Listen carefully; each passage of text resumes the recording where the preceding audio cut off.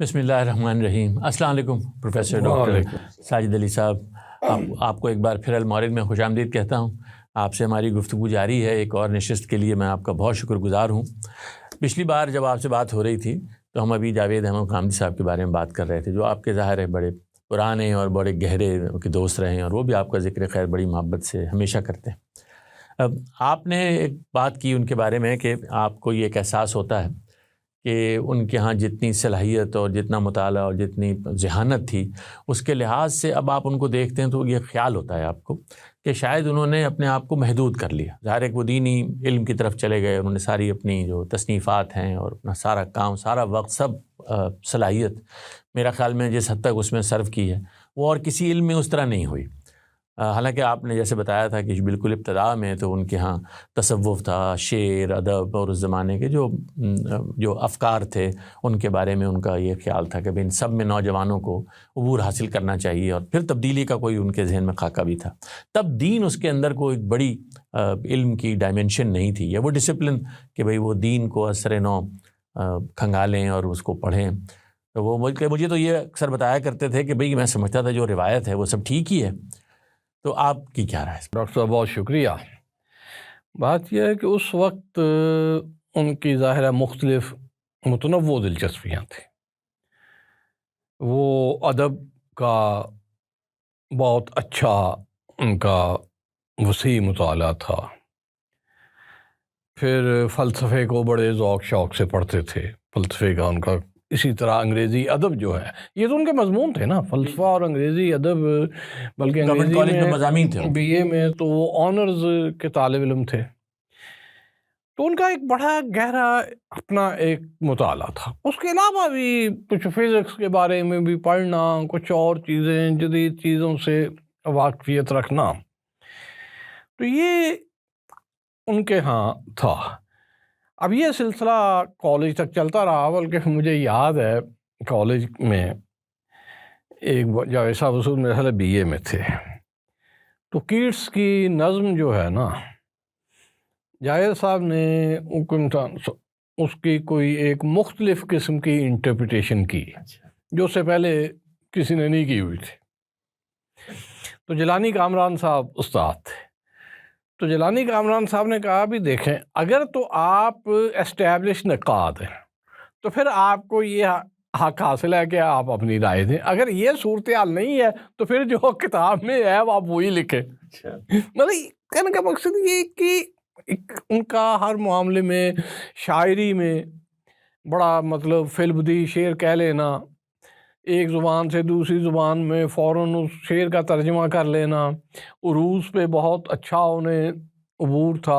بہت کچھ میں نے کالج میں بی اے میں ہمارے نصاب میں کچھ 4 بحریں ہوتی تھیں وہ سیکھیں، کو بہت سا میں نے جاوید صاحب سے بھی سیکھا۔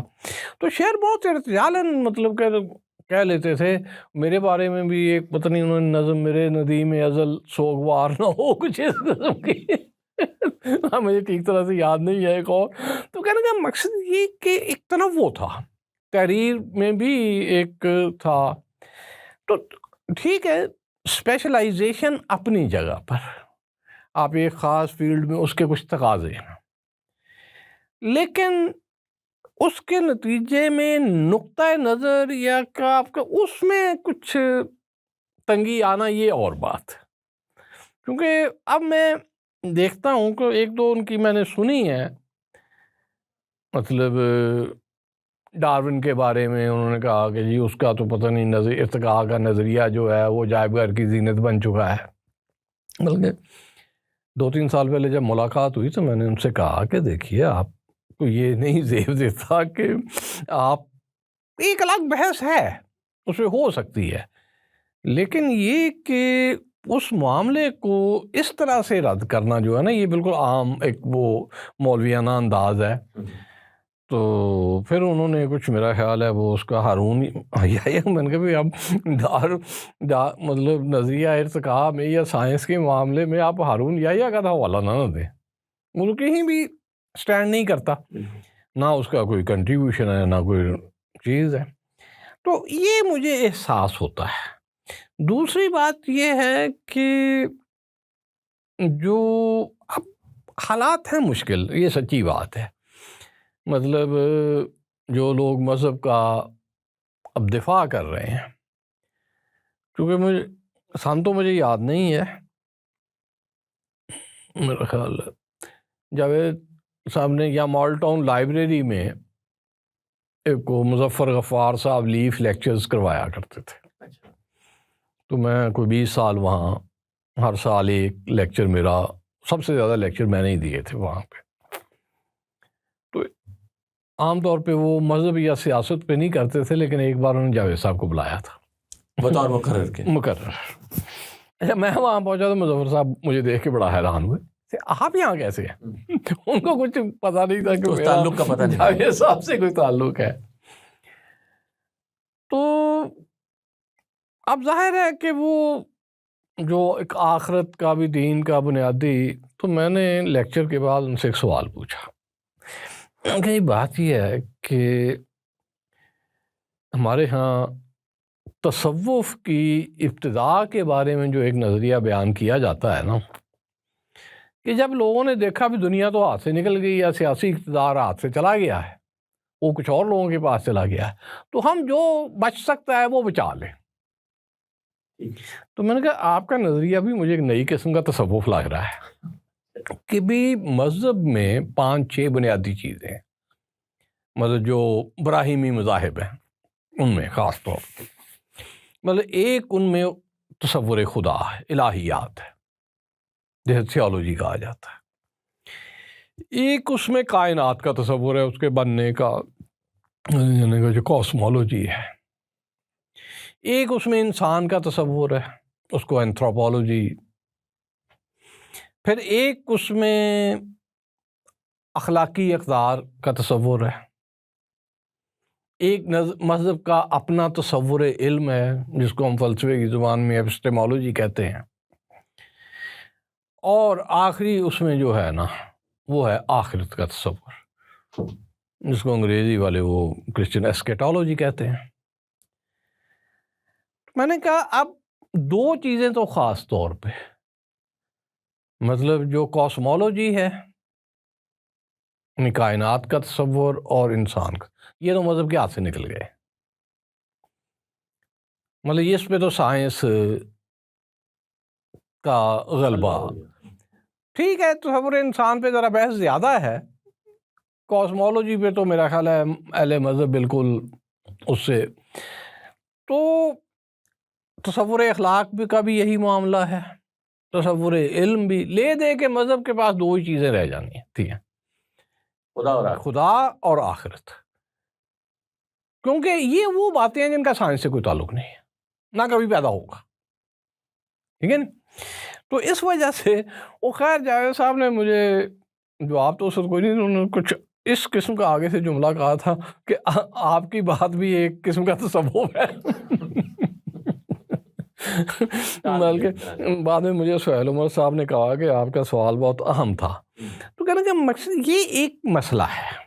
تو اس میں اب دفاع میں ایک بڑی جو بات کہی جاتی ہے اکثر کہ جی مذہب، جو لوگ کہتے ہیں کہ مذہب اور سائنس میں کوئی تصادم نہیں ہے، اس میں دلیل یہ ہے کہ دونوں کا دائرہ اختیار جو ہے وہ جدا جدا ہے، تصادم یہ نہیں ہے. لیکن مسئلہ یہاں ختم نہیں ہوتا، یہاں سے بہت زیادہ گمبھیر ہو جائے گا،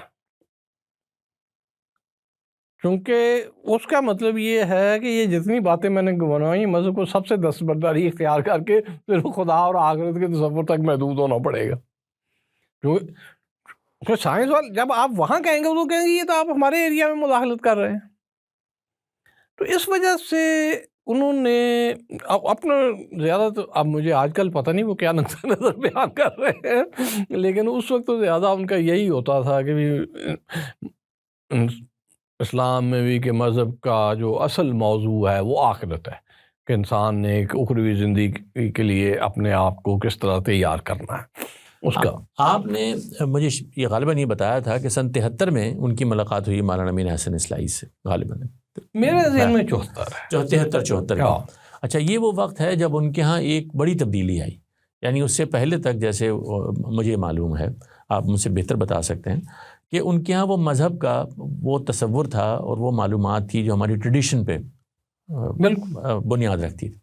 اس میں ظاہر ہے وہ مودودی صاحب کے قریب ہوئے. مولانا مودودی کو بھی آپ دیکھیے کہ ان کا جو مور اور لیس جو بیسس ہیں وہ بالکل روایت میں ہیں.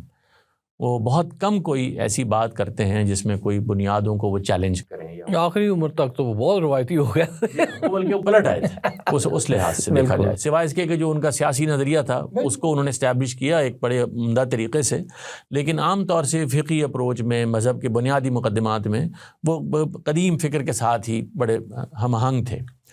جاوید صاحب کے یہ ایک بڑی تبدیلی آئی ہے امین حسن اصلاحی صاحب کے بعد, اور پھر جس کو وہ بیان کرتے ہیں کہ بھئی ایک مدرسہ فراہی ہے جس نے ان کے ہاں سوچ میں ایک بڑی تبدیلی پیدا کر دی ان سبھی امور کے بارے میں.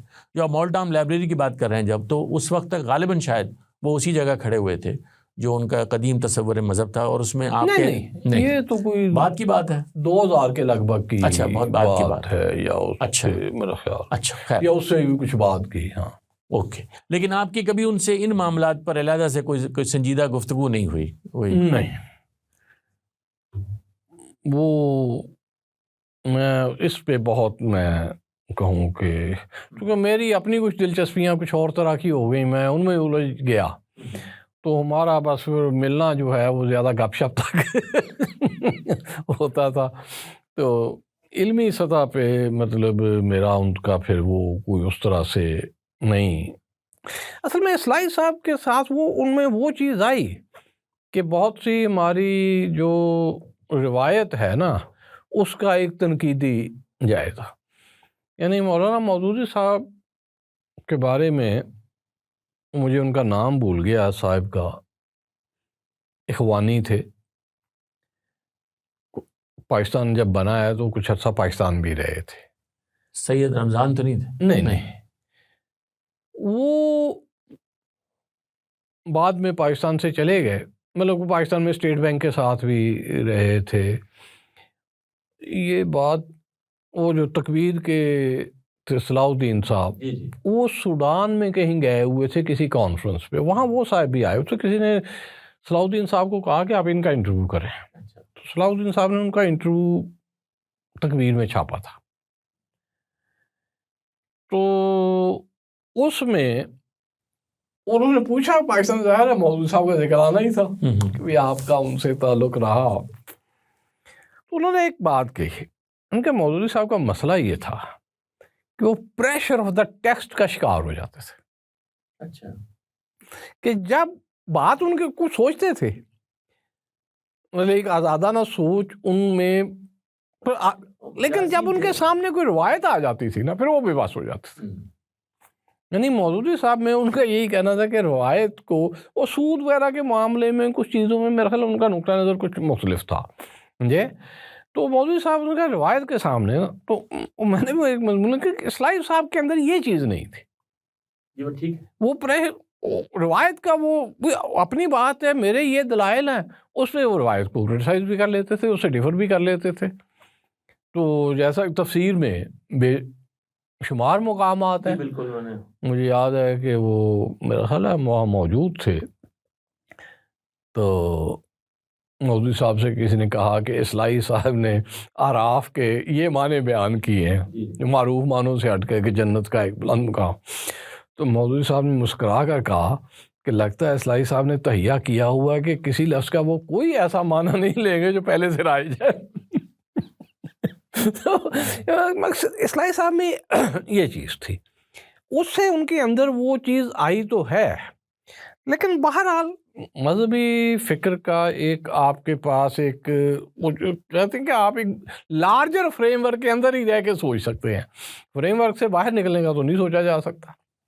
یعنی جو آپ فلسفہ, ادب, شعر, لیکن اس کا انہوں نے یہ کیا ہے کہ جب انہوں نے یہ عربی نحو, تو مجھے لگتا ہے کہ اس کا انہوں نے مطالعہ چھوڑ دیا ہے, ان مضامین کا انہوں نے اپنے مطالعے کو محدود کر لیا ہے. مجھے یہ لگتا ہے, میری کوئی فرسٹ ہینڈ انفارمیشن شاید نہیں ہے, لیکن مجھے ان کی گفتگو سے, چیزوں سے, باتوں سے یہ اندازہ ہوتا ہے کہ انہوں نے اپنا اختصاص اچھی چیز ہے, مطلب اس میں ضرورت بھی ہے اس کی, لیکن اس کے ساتھ کچھ جو ہے نا چونکہ وہ ذہنی ایک فراقی وسط جو ہے نا وہ تقاضا کرتی ہے کہ آپ کچھ چیزوں کے ساتھ اور بھی معاملہ رکھیں۔ اچھا، اس میں ایک دلچسپ پہلو یہ ہے کہ جو کچھ ان سے قربت کے نتیجے میں کبھی کچھ حاصل کرنے کا موقع ملا تو وہ یہ فرماتے ہیں کہ جیسے فرائی صاحب تھے یا اصلاحی صاحب نے جیسے ان کی کچھ ترجمانی کی، بہت حد تک پورا قرآن ہی انہوں نے بیان کر دیا اپنی 9 جلدوں میں، تو بہت سارے مقامات پر فلسفیانہ یا ادب کے یا تاریخ کے اور یا مثال کے طور پر جدید سائنس کے، جس میں بایولوجی بھی شامل ہوگی، شاید فزکس کے بھی نظری کچھ معاملات شامل ہوں گے، اس میں جستہ جستہ آراء آئی ہیں سامنے ان حضرات کے ہاں۔ اور جاوید صاحب نے خاص طور سے، چونکہ وہ اس دور میں دین کو پیش بھی کرتے ہیں تو یہ سوالات بھی اٹھتے ہیں، انہوں نے کچھ پر قلم بھی اٹھایا ہے، کچھ فلسفیانہ جو مسائل پر انہوں نے کچھ لکھا بھی ہے شذرات کی صورت میں، جو مقامات میں اب شامل ہیں، کچھ چھپ گئے ہیں، شاید کچھ نہیں چھپے، کچھ ابھی رسالوں میں چھپتے رہے۔ ان کے ہاں یہ ضرور ہوا ہے کہ جو فرائی صاحب کا بنیادی جو محور تھا کہ سارے علم و فکر کی بنیاد اصل میں قرآن سے پھوٹنی چاہیے، یا کم سے کم اس کو دوسری طرح لیا جائے کہ بھئی انسان کی رہنمائی کے لیے چونکہ اللہ نے کتاب نازل کی ہے تو وہ امور جن میں انسان کو ٹھیک ہے سوچنے کی تو آزادی ہے، لیکن صحیح سوچ کے لیے جو اس میں نکات قرآن مجید میں بیان کر دی ہیں ان کو اس نظر سے لوگوں نے دیکھا نہیں ہے۔ تو آپ اس بارے میں کچھ فرمائیں گے؟ دیکھیے، وہ مجھے بات یاد آ گئی جب ایم اے میں نے داخلہ لیا، جاوید صاحب نے تو نہیں لیا تھا، ان کا داخلہ ایم اے انگریزی میں ہوا تھا، میں نے فلسفے میں لیا۔ تو جاوید صاحب اس وقت ایک بات کہا کرتے تھے، مجھے یاد آ گئی بات، کہ مسلمان جو ہے وہ کوئی فلسفی نہیں ہو سکتا مذہب کی وجہ سے۔ ہاں، کبھی اس کے آگے ایک دیوار ہے، فلسفی جو ہے اس کے آگے کوئی دیوار نہیں ہے۔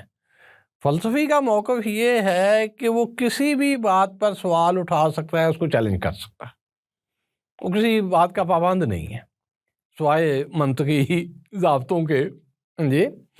لیکن مذہب جو ہے اس کی ایک حد ہے، کبھی آپ نے کچھ چیزیں کوشچن نہیں، میں یہ بات مذہب فلسفے میں بھی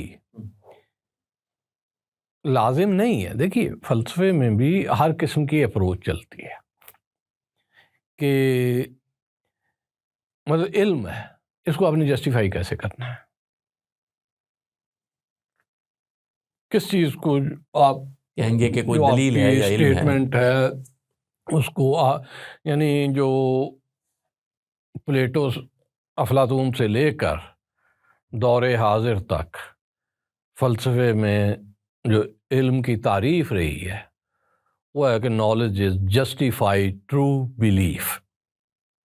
اب 3 کنڈیشنز ہیں، پہلی یہ ہے کہ آپ اس کو تسلیم کرتے ہیں، بلیف ہے آپ کا، دوسری بات یہ ہے کہ وہ ٹرو ہے، تیسری بات یہ ہے کہ آپ اس کو ٹرو ثابت بھی کر سکتے ہیں، یعنی وہ کوئی تقا نہیں ہے نا، جسٹیفائیبل ہو، وہ جسٹیفائی بھی کرنا ہے آپ نے، اس کو دلائل سے کرنا بھی ہے۔ اب مطلب منطق ریاضی کی کچھ چیزوں کو چھوڑ کے مطلب جس چیز کو ہم خارجی کائنات کا علم کہتے ہیں یا سائنس ہے، اس میں آپ کبھی بھی کسی بات کو اس معیار پہ ثابت نہیں کر سکتے۔ اچھا، اب نتیجہ ہے کہ فلسفے میں جو بحث ہوتی ہے وہ بھی وہاں بھی یہی ہوتی ہے کہ کسی نہ کسی مقام پہ جا کے آپ کو رکنا پڑے گا، کوئی فنڈامنٹل سٹیٹمنٹس ہیں جن کو آپ چیلنج نہیں کر سکتے۔ اچھا، بہت سے ان کو آپ کو بس فیس پہ ہی ماننا پڑے گا پھر یعنی وہ کارل پاپر کہتا تھا نا کہ my faith in rationalism is irrational کبھی ریشنلزم کو میں ریشنلی جسٹیفائی نہیں کر سکتا۔ تو وہ نے اٹیمپٹس کیے ہیں، لیکن کہنے کا مقصد یہ ہے کہ وہ لیکن بنیادی طور پہ ایک اپروچ ہوتی ہے کہ فلسفے اور مذہب کا جو تصادم تھا وہ اسی سوال پر تھا کہ کیا عقل کے استعمال کی کوئی حد ہے یا عقل لامحدود ہے۔ لامحدود سے مراد یہ ہے کوئی بھی سوال اٹھا سکتے۔ تو اہل مذہب کا نقطہ نظر یہی رہا ہے ہمیشہ، مطلب وہ آپ اس کو دیکھ لیں جو پہلا یہودی، مطلب پہلا تو نہیں، خیر وہ بعد میں میمونائٹس، موسیٰ بن میمون، تو اس نے بھی یہی کہا تھا کہ بھی جو شخص عقل کے لامحدود استعمال کا قائل ہو وہ صاحب ایمان نہیں ہو سکتا اس کا بھی ایمان نہیں ہوگا، وہ ایمان کے دائرے سے خارج ہو جائے گا ایک طرح سے۔ تو یعنی آپ محدود استعمال تو کر سکتے ہیں، لیکن دوسری چیز ہے کہ آپ مذہب میں چونکہ اتھارٹیرین اپروچ زیادہ ہوتی ہے، دلائل کا کم ہوتا ہے۔ ہاں جاوید صاحب اور اسلائی صاحب کے یہاں کچھ دلائل کا استعمال بنسبت زیادہ ہے دوسروں کی نسبت، مجھے لگتا ہے جی، لیکن الٹیمیٹلی بہرحال وہ اتھارٹیرین ہی رویہ آپ کے نکلتا خیال ہے کہ میں آپ کسی اتھارٹی کی بنیاد پر ہی چاہے اسلام ہو یا کوئی اور مذہب ہو، اس میں ایک حد تک پھر آپ کو ایک جگہ رکنا پڑتا ہے، سوال اس سے آگے نہیں ہوتا، وہاں پر آپ کو کچھ چیزوں کو ماننا پڑتا ہے۔ باقی انسانی طبائع ہوتی ہیں۔ دیکھیے وہ ایک امریکن کیا نا مارٹن گارڈنر، وہ امریکہ میں ایک طرح سے سمجھ لیں گے سکیپٹکس کا امام تھا، ساری اس نے ایک رسالہ بھی میرا خیال ہے سکیپٹیکل انکوائرر، مطلب ساری عمر وہ سائنس کے حق میں اور جعلی سوڈو سائنس اور اس قسم کی چیزوں کے خلاف لکھتا رہا۔ اس سب کے باوجود خود وہ خدا پر بھی یقین رکھتا تھا اور لائف آفٹر ڈیتھ پر بھی رکھتا تھا، ایمان رکھتا تھا، لیکن کہتا تھا یہ ہے بغیر دلیل کے، یہ میرا عقیدہ ہے۔ مطلب فلسفے میں ایک اصطلاح ہے جس کو ہم فیڈیزم کہتے ہیں کہ بھی الٹیمیٹلی کوئی بات ایسی ہے جس کو ہم جسٹیفائی نہیں کر سکتے، وہ آپ کو عقیدے میں ہی تسلیم کرنی پڑتی ہے۔ تو اس وجہ سے وہ یعنی یہ طباع کا فرق ہے، بہت سا آپ ریشنل ہیں لیکن کسی سٹیج پہ آ کے آپ سمجھتے ہیں کہ بھی نہیں۔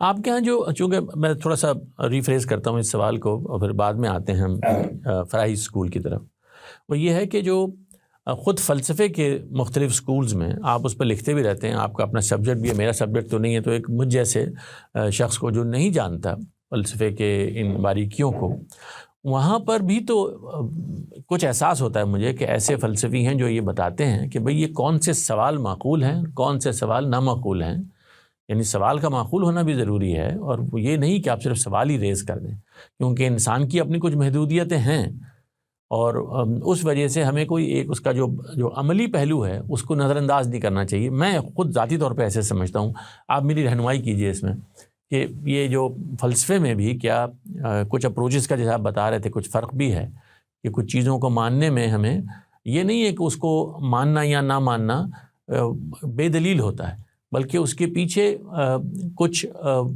وہ احساسات ہوتے ہیں جس کو ہم حقیقت مان کے آگے چلتے ہیں۔ شاید میں اپنی بات یہ فلسفہ کا بھی مسئلہ یہ ہے کہ فلسفہ ایک نام ہے، کوئی ایک چیز نہیں ہے۔ میں لوگوں سے یہ کہا کرتا ہوں کہ فلسفہ کوئی چیز نہیں ہے، آخر فلسفی کیا کہتے ہیں وہ مختلف نظریات ہیں جی۔ فلسفیوں میں بھی بالکل انتہا پر، مطلب ایک طرف آپ کرکیگارڈ کو رکھ لیں، ایک طرف رسل کو، مطلب بہت زیادہ کرکیگارڈ کے کبھی کسی نے فلسفی ہونے سے انکار نہیں کیا، ٹھیک ہے نہیں، نارمل وہ ٹھیک ہے۔ فلسفیوں میں بھی میں یہ کہا کرتا ہوں کہ مذہبی فرقوں کی طرح ان میں بھی حال وہی ہوتا ہے ایک دوسرے کے متعلق، کہ بھی ایک کچھ لوگ ہیں جو ہائیڈگر کو 20ویں صدی کا سب سے بڑا فلسفی قرار دیں گے، دوسرے جو ہیں اس کو فلسفی ماننے کو تیار نہیں ہوں گے۔ اب بہت سے لوگوں نے پاپر کو 20ویں صدی کا عظیم ترین فلسفی قرار دیا، ایک انالیٹیکل فلسفی، وہ کہتے ہیں یہ ٹیکنیکلی فلسفی ہے ہی نہیں تو کہنے کا مقصد یہ ہے کہ وہاں بھی اپروچز کا فرق رہتا ہے۔ اصل میں مسئلہ جو زیادہ جہاں پر پیدا ہوتا ہے نا، وہ ہے ہمارا خارجی کائنات کا علم۔ اچھا، کیونکہ وہ ہے ایک ایسا علم جس کو ٹیسٹ کیا جا سکتا ہے، یعنی ایک واحد چیز ہے جس میں آپ پروگریس جو ہے نا وہ بتا سکتے ہیں، میئر کر سکتے ہیں، وہ ویریفائبل ہے کوانٹیٹیولی۔ آپ میں ان کے بھی آپ کے پاس الف بے جیم 3 وقوعات ہیں، آپ نے ان کی توجیہ کر کے کہ بھی یہ کس طرح سے ہیں، آپ ایک تھیوری بناتے ہیں، وہ تھیری سکسیسفلی تینوں کی توجیہ کر دیتی ہے. بالکل ٹھیک ہے. اب کچھ عرصہ بعد آپ کو یہ پتہ چلتا ہے کہ ایک اور دال جو ہے ایک اور وقوع ہو گیا اور آپ کی تھیری جو ہے وہ 3 تک تو کام دے، آگے کام نہیں دے، اس کو ایکسپلین کرنے میں ناکام ہو جاتی ہے. اب ایک طریقہ تو یہ ہے کہ دال کے لیے آپ نئی تھیری بنا لیں، لیکن یہ میتھڈولوجیکلی غلط ہوگا، کیونکہ جیسے جیسے وقوعات بڑھتے جائیں گے تھیریز کی تعداد بھی بڑھتی جائے گی. جبکہ اس میں اصول یہ ہے کہ تھیری ایسی ہونی چاہیے جو زیادہ سے زیادہ وقوعات کی توجیہ کر سکے، ان کو ایکسپلین کر سکے. تو آپ ایک نئی تھیری بناتے ہیں. اب وہ نئی تھیری جو ہے وہ اے بی سی کو بھی ایکسپلین کرتی ہے اور ڈی کو بھی ایکسپلین کرتی ہے. تو اس کا مطلب یہ ہے کہ جو نئی تھیری ہے اس کی ایکسپلینیٹری پاور جو ہے پہلی تھیری سے زیادہ ہے. جب ہم یہ کہتے ہیں نا کہ پہلی تھیری غلط ہو گئی ہے، سائنس میں یہ بھی ایک بڑا مسئلہ ہے. غلط ہونے کا یہ مطلب نہیں ہوتا کہ اس کا کانٹینٹ جو ہے وہ زیرو ہو گیا، وہ اے بی سی کی حد تک ویلڈ ہے. مطلب نیوٹن کی یہ آپ کی اسپیس شپ بہت ساری ریسرچ جو ہے نیوٹن کی تھیری پر ہی ہو رہی ہے، اسی پر بیسڈ ہے.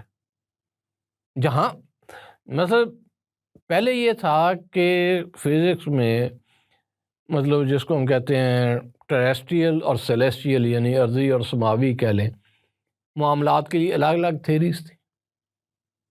ایک کو ایک تھیری سے ایکسپلین کیا جاتا تھا، دوسرے میں نیوٹن نے دونوں کو کمبائن کر کے ایک تھیری سے ایکسپلین کر دی. اب بہت سے مطلب 19 سینچری کے اینڈ پہ لوگوں کو فزکس میں جو لوگ ظاہر ہے کام کر رہے تھے ان کو کچھ پرابلمس کا اندازہ ہونا شروع ہو گیا تھا کہ وہاں نیوٹن کی تھیری کام نہیں کر رہی. اب حال بھی کئی لوگ سوچ رہے ہوں گے اب اس کا کوئی میرے جواب نہیں ہے کہ بھی وہ حال آئنسٹائن کو سوجا. حالانکہ میرا حال آئنسٹائن سے بڑے لوگ، تجربہ کار لوگ کام کر رہے ہوں گے. آئنسٹائن کی تو اس وقت کوئی حیثیت ہی نہیں تھی. جب اس نے اپنے پیپرز لکھ کے بھیجے ہیں وہ ریجیکٹ ہی کر دیا انہوں نے. تو نہیں ریجیکٹ نہیں کیا تھا، اس نے وہاں پہ جنیوا میں ایک اپنے دوست کو خط لکھا کہ یونیورسٹی میں جا کے پتہ کرو کہ یہ کون شخص ہے. مطلب یہ آئنسٹائن کی خوش قسمتی ہے کہ اس نے یہ اندازہ لگا لیا کہ یہ بہت اہم پیپرز ہے. وہ بندہ یونیورسٹی میں گیا، یہاں تو اس نام کا کوئی بندہ نہیں ہے. آئنسٹائن تو اس وقت ایک آفس میں چھوٹی جو پیٹنٹ کلرک تھا ملازمت کر رہا تھا.